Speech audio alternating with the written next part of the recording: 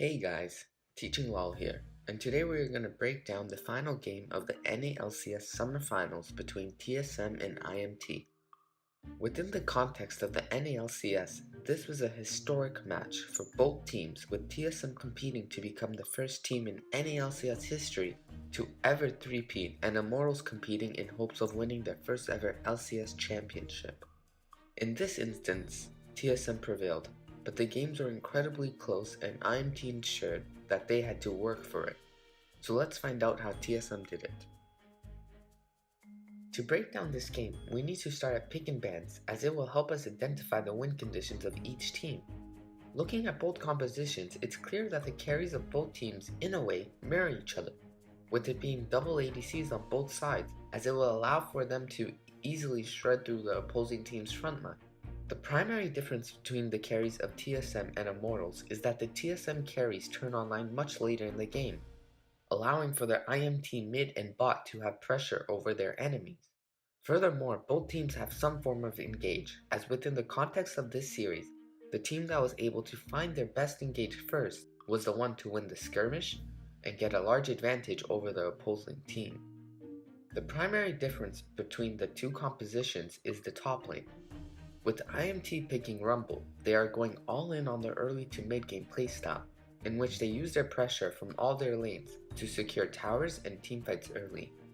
TSM on the other hand is more comfortable with waiting to late game, in which no one will be able to match Nari's split push and his teamfight prowess.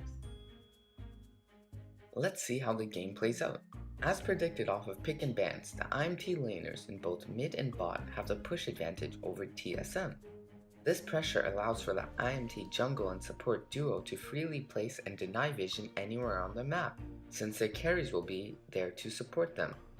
By securing this vision, they are able to set up for plays to capitalize on TSM's mistakes, primarily in the form of diving the TSM bot lane, a perfect play for their top lane champion Rumble.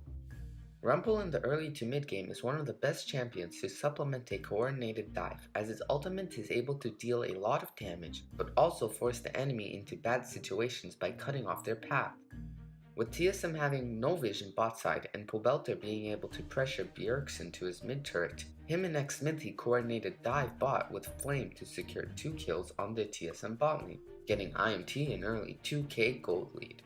Furthermore, the lack of vision bot side from TSM, due to the pressure of the IMT lanes, allows them to take first turret and extend their gold lead further.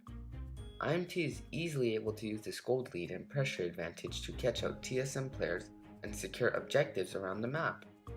With IMT securing 2 out of 3 outer turrets, they go to claim the last outer turret, but TSM, overestimating their strength, decide to defend their last remaining outer turret and get massacred. This allows IMT to get Baron at 20 minutes and have approximately an 8k gold lead over TSM. IMT has successfully played around their win condition and should be able to close out this game easily. IMT, having taken out the bot side inhibitor, looked to secure the mid inhib in order to set up 3 lanes of super minions. In order to stop Corki from wave clearing, Olay pops Righteous Glory, forcing Bjergsen to Valkyrie away. With a false sense of security, as it seems like TSM has conceded their inhibitor, Cody-san steps too far forward, allowing Rakan to flash, charm, grand entrance him into a great cask by Gragas to knock him into the backline of TSM. The fight is not over though, as Flame, having a lot of the team's gold, is looking for a good equalizer, but instead completely whiffs it and is unable to land it onto the TSM backline.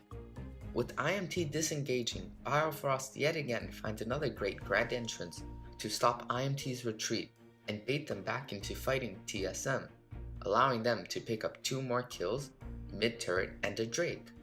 Despite this teamfight loss, IMT is still firmly in the lead, and it will be on TSM to find another great engage. Having went back and secured mid inhibitor, IMT is looking to destroy TSM's top inhibitor, as their vision is primarily topside in order to set up for Baron. It's important to note that before this siege, Xminty whiffed his ultimate in an effort to catch out Rakan. With Gnar being mid to clear out the minions, IMT once again feel a false sense of security, and Lucian goes up too close to the turret to auto it. TSM, knowing Lucian still doesn't have flash up from their last engage, and Biofrost having CDR to ensure that his flash comes up again quickly, as it's one of their primary engage tools, is able to once again flash, charm, Grand Entrance, one of IMT's primary carries, into another great cask by Svenskeren into the TSM backline. Flame, knowing the power of his ultimate and understanding that they are not going to win this fight, uses his equalizer to stop 4 members of TSM from leaving their base. The issue is that Nara is able to avoid his ultimate and whittle down Sejuani, who refused to flash early. With 2 dead and only Xayah having her ulti, TSM start Baron. Not wanting to get killed by Rumble and Xayah though, Gragas body slam flashes Xayah, forcing her ulti too early and allowing Bjergsen to kill her off.